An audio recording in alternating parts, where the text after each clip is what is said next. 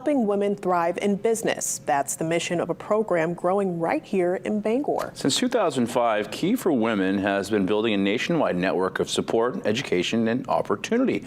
Logan Hoffman sat down with the leader of a KeyBank Bangor branch and a member who's seen firsthand how it's changing lives.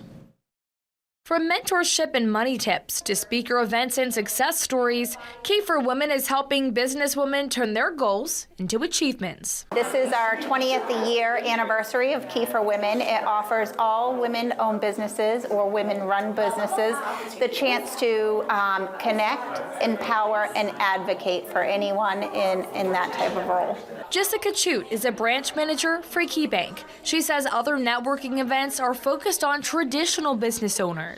But this is solely focused around helping make sure that any women-owned business has a leg up. Holly Taylor's been part of Key for Women for about 15 years now. She says she's enjoyed meeting other members in the group and supporting them. Really good networking opportunities, good subject matter, things I don't know, and I get to learn some things. She encourages others to join. Definitely do it. Yeah, it's good opportunity. You'll learn some things and you'll meet some great people. Logan Hoffman, WABI News, Bangor.